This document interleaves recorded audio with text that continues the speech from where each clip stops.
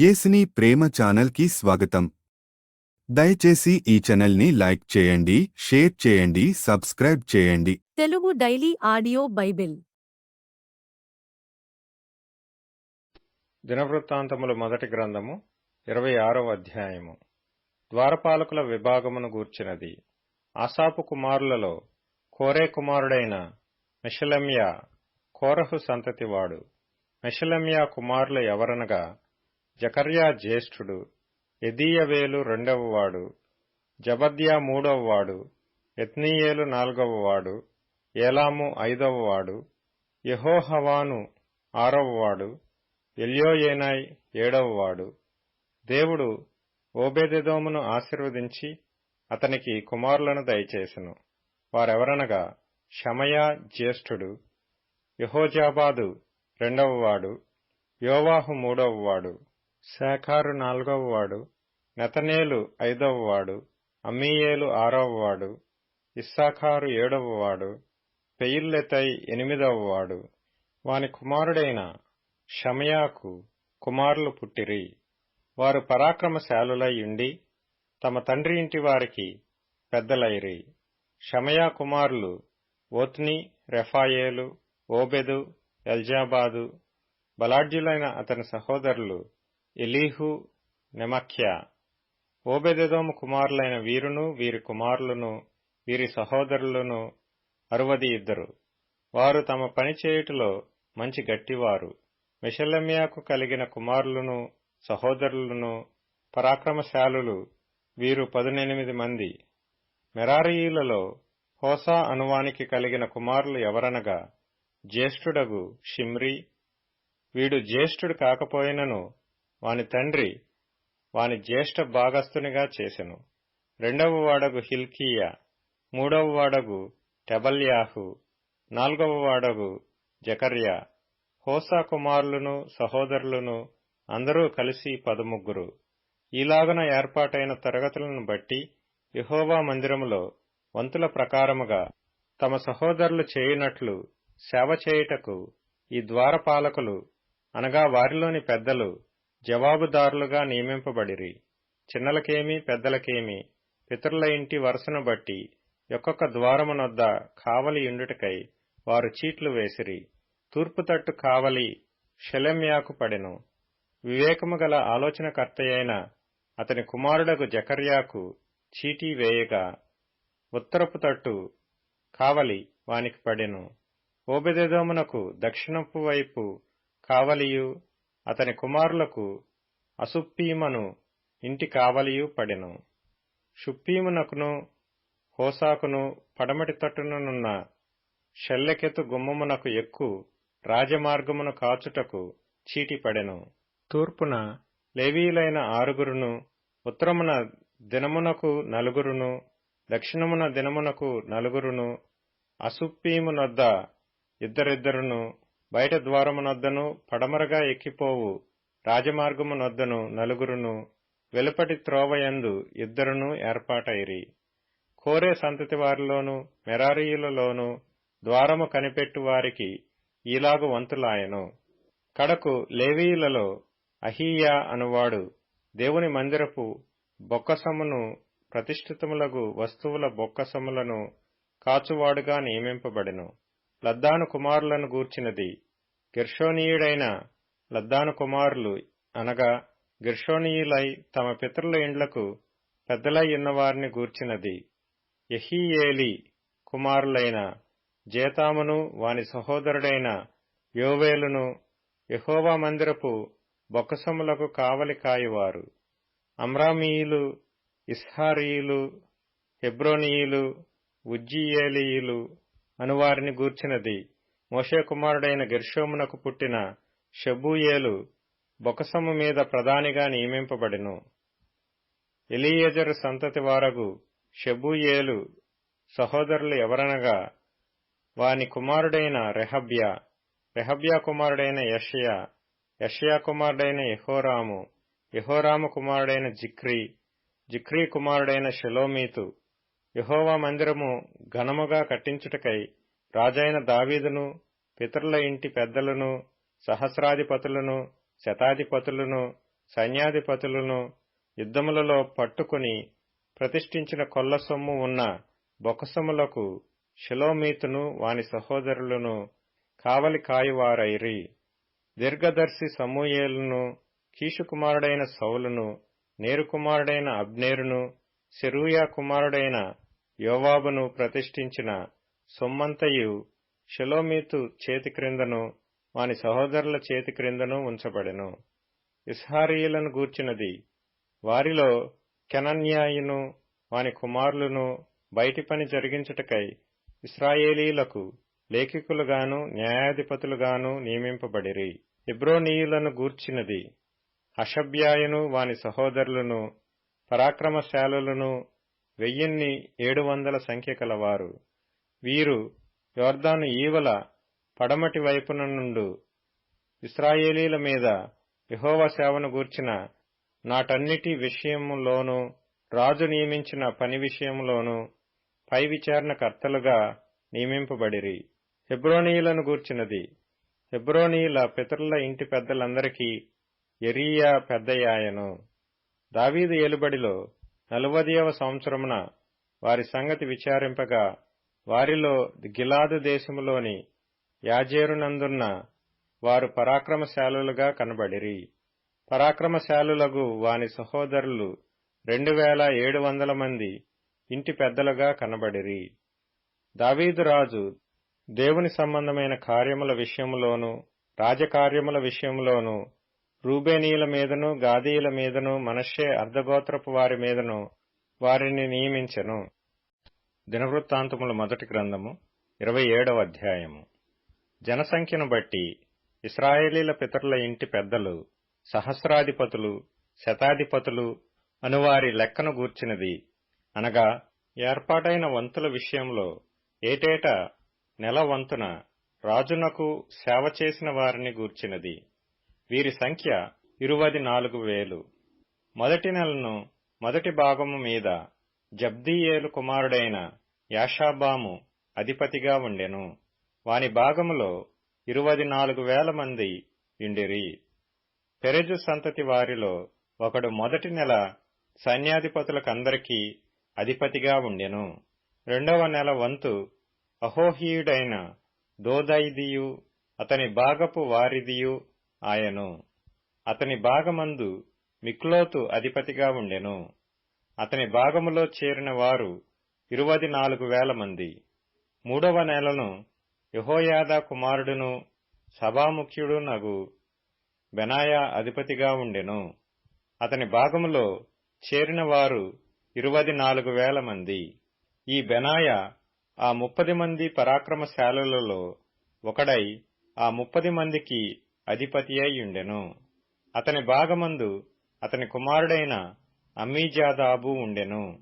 4వ నెలను యోవాబు సహోదరుడైన ఆసాహేలు 4వ అధిపతిగా ఉండెను. అతని కుమారుడైన జబద్యా అతని తరువాత అధిపతి ఆయను.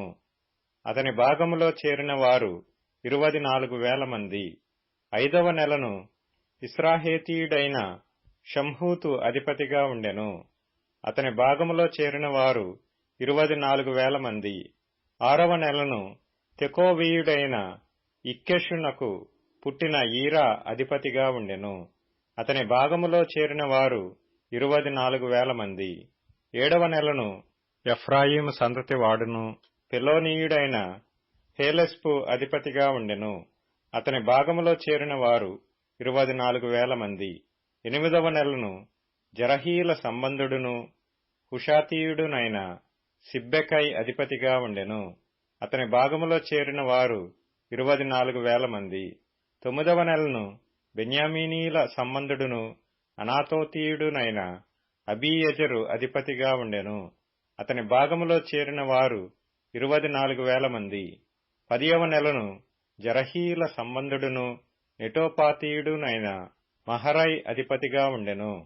అతని భాగములో చేరిన వారు 24,000 మంది. 11వ నెలను ఎఫ్రాయిము సంతతి వాడును పిరాతోనీయుడైన బెనాయా అధిపతిగా ఉండెను. అతని భాగములో చేరిన వారు 24,000 మంది. 12వ నెలను ఒత్నీయేలు సంబంధుడును నెటోపాతీయుడునైన హెల్దయు అధిపతిగా ఉండెను. అతని భాగంలో చేరిన వారు 24,000 మంది. మరియు ఇశ్రాయేలీల గోత్రము మీదనున్న వారి వివరమేదనగా, జిక్రీ కుమారుడైన ఎలీయెజరు రూబేనీయులకు అధిపతిగా ఉండెను. మైకా కుమారుడైన షపట్యా షిమ్యోనీయులకు అధిపతిగా ఉండెను. కెమూయేలు కుమారుడైన హషబ్యా లేవీయులకు అధిపతిగా ఉండెను. సాదోకు అహరోనీయులకు అధిపతిగా ఉండెను. దావీదు సహోదరులలో ఎలీహు అను ఒకడు యూదావారికి అధిపతిగా ఉండెను. మిఖాయేలు కుమారుడైన ఒమ్రి ఇస్సాఖారీయులకు అధిపతిగా ఉండెను. ఓబద్యా కుమారుడైన ఇష్మయా జెబూలూనీయులకు అధిపతిగా ఉండెను. అజ్రీయేలు కుమారుడైన యెరీమోతు నఫ్తాలీయులకు అధిపతిగా ఉండెను. అజజ్యాహు కుమారుడైన హోషేయ ఎఫ్రాయిమీయులకు అధిపతిగా ఉండెను. మనష్షే అర్ధగోత్రపు వారికి పెదాయా కుమారుడైన యోవేలు అధిపతిగా ఉండెను. గిలాదులోనున్న మనష్షే అర్ధగోత్రపు వారికి జకర్యా కుమారుడైన ఇద్దో అధిపతిగా ఉండెను. బెన్యామీనీయులకు అబ్నేరు కుమారుడైన యహసీయేలు అధిపతిగా ఉండెను. దానీయులకు యెరోహాము కుమారుడైన అజరేలు అధిపతిగా ఉండెను. వీరు ఇశ్రాయేలు గోత్రములకు అధిపతులు. ఇశ్రాయేలీలను ఆకాశ నక్షత్రములంత మందిగా చేయుదునని యెహోవా సెలవిచ్చియుండెను గనుక 20 ఏండ్లు మొదలుకొని అంతకు తక్కువ వయసు గలవారిని దావీదు జనసంఖ్యయందు చేర్చలేదు. జనసంఖ్య చేయు విషయమున ఇశ్రాయేలీల మీదికి కోపము వచ్చినందున సెరూయా కుమారుడైన యోవాబు దాని చేయనారంభించినే గాని దాని ముగింపకపోయెను. కాబట్టి జనసంఖ్య మొత్తము దావీదు రాజు వృత్తాంత గ్రంథములలో చేర్చబడలేదు. రాజు బొక్కసముల మీద అదీయేలు కుమారుడైన అజ్మావెతు నియమింపబడెను. అయితే పొలములలోనూ పట్టణములలోనూ గ్రామములలోనూ దుర్గములలోనూ ఉండు ఆస్తి మీద ఉజ్జియా కుమారుడైన యెహోనాతాను నియమింపబడెను. పొలములో పనిచేయు వారి మీదను భూమి దున్ను వారి మీదను కెలూబు కుమారుడైన ఎజ్రీ నియమింపబడెను. ద్రాక్షతోటల మీద రామాతీయుడైన షిమీయు, ద్రాక్షతోటల ఆదాయమైన ద్రాక్షరసము నిలవచేయు కొట్ల మీద షిప్మీయుడైన జబ్దీయు నియమింపబడిరి. షెఫేలా ప్రదేశమున నుండు ఒలీవ చెట్ల మీదను మేడి చెట్ల మీదను గెదేరీయుడైన బయల్ హనాను నియమింపబడెను. నూనె కొట్ల మీద యోవాషు నియమింపబడెను. షారోనులో మేయు పశువుల మీద షారోనీయుడైన షిట్రయియు, లోయలలోని పశువుల మీద అద్నయి కుమారుడైన షాపాతును నియమింపబడిరి. ఒంటెల మీద ఇష్మాయేలీయుడైన ఓబీలును, గాడిదల మీద మేరోనోతీయుడైన యెహెద్యాహును నియమింపబడిరి. గొర్రెల మీద హగ్రీయుడైన యాజీజు నియమింపబడెను.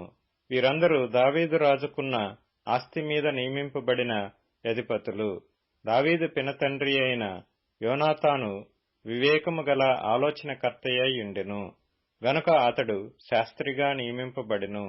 హక్మోనీ కుమారుడైన యెహీయేలు రాజు కుమారుల యొద్ద ఉండుటకు నియమింపబడెను. అహీతోపెలు రాజునకు మంత్రి, అర్కీయుడైన హూషై రాజునకు తోడు. అహీతోపెలు చనిపోయిన మీదట బెనాయా కుమారుడైన యెహోయాదాయును అబ్యాతారును మంత్రులైరి. యోవాబు రాజు యొక్క సేనకు అధిపతిగా నియమింపబడెను. యోహాను సువార్త 11వ అధ్యాయము. మార్త యేసుతో, ప్రభువా, నీవిక్కడ ఉండిన ఎడల నా సహోదరుడు చావకుండును. ఇప్పుడైనను నీవు దేవుని ఏమడిగినను దేవుడు నీకనుగ్రహించునని ఎరుగుదుమనెను. యేసు, నీ సహోదరుడు మరలా లేచునని ఆమెతో చెప్పగా, మార్త ఆయనతో, అంత్యదినమున పునరుత్థానమందు లేచునని ఎరుగుదుననెను. అందుకు యేసు, పునరుత్థానమును జీవమును నేనే. నాయందు విశ్వాసముంచువాడు చనిపోయినను బ్రతుకును. బ్రతికి నాయందు విశ్వాసముంచు ప్రతివాడును ఎన్నటికినీ చనిపోడు. ఈ మాట నమ్ముచున్నావా అని ఆమెను అడిగెను. ఆమె, అవును ప్రభువా, నీవు లోకమునకు రావలసిన దేవుని కుమారుడవైన క్రీస్తువని నమ్ముచున్నానని ఆయనతో చెప్పెను. ఆమె ఈ మాట చెప్పి వెళ్లి, బోధకుడు వచ్చి నిన్ను పిలుచుచున్నాడని తన సహోదరి అయిన మరియను రహస్యముగా పిలిచెను. ఆమె విని త్వరగా లేచి ఆయన యొద్దకు వచ్చెను.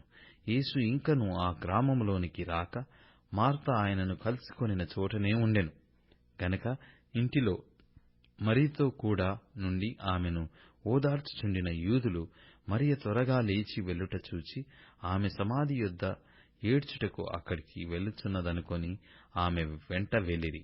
అంతట మరియ యేసు ఉన్న చోటికి వచ్చి ఆయనను చూచి ఆయన పాదముల మీద పడి, ప్రభువా, నీవిక్కడ ఉండిన ఎడల నా సహోదరుడు చావకుండుననెను.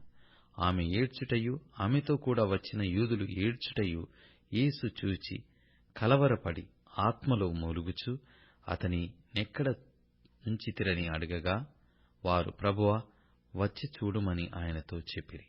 యేసు కన్నీళ్లు విడిచెను. కాబట్టి యూదులు అతనిని ఎలాగూ ప్రేమించెనో చూడుడని చెప్పుకొనిరి. వారిలో కొందరు, ఆ గ్రుడ్డివాని కన్నులు తెరచిన ఈయన ఇతనిని చావకుండా చేయలేడా అని చెప్పిరి. యేసు మరల తనలో మూలుగుచు సమాధి యొద్దకు వచ్చెను. అది ఒక గుహ, దానిమీద ఒక రాయి పెట్టియుండెను. యేసు రాయి తీసివేయుడని చెప్పగా చనిపోయిన వాని సహోదరి అయిన మార్త, ప్రభువా, ఇతడు చనిపోయి 4 దినములైనది గనక ఇప్పటికి వాసన కొట్టునని ఆయనతో చెప్పెను. అందుకు యేసు, నీవు నమ్మిన ఎడల దేవుని మహిమ చూతువని నేను నీతో చెప్పలేదా అని ఆమెతో అనెను. అంతట వారు ఆ రాయి తీసివేసిరి. యేసు కన్నులు పైకెత్తి, తండ్రి, నీవు నా మనవి వినినందున నీకు కృతజ్ఞతాస్తుతులు చెల్లించుచున్నాను. నీవు ఎల్లప్పుడూ నా మనవి వినుచున్నావని నేనెరుగుదును. గాని నీవు నన్ను పంపితివని చుట్టూ నిలిచియున్న ఈ జనసమూహము నమ్మునట్లు వారి నిమిత్తమై ఈ మాట చెప్పితినెను. ఆయన అలాగు చెప్పి, లాజరు, బయటికి రమ్మని బిగ్గరగా చెప్పగా చనిపోయినవాడు కాళ్ళు చేతులు ప్రేతవస్త్రములతో కట్టబడినవాడై వెలుపలికి వచ్చెను. అతని ముఖమునకు రుమాలు కట్టియుండెను. అంతట యేసు, మీరు అతని కట్లు విప్పి పోనీయుడని వారితో చెప్పెను. కాబట్టి మరియ యొద్దకు వచ్చి ఆయన చేసిన కార్యమును చూచిన యూదులలో అనేకులు ఆయన యందు విశ్వాసముంచిరి. కాని వారిలో కొందరు పరిసయ్యుల యొద్దకు వెళ్లి యేసును చేసిన కార్యమును గూర్చి వారితో చెప్పిరి. దయచేసి ఈ ఛానల్ని లైక్ చేయండి, షేర్ చేయండి, సబ్స్క్రైబ్ చేయండి.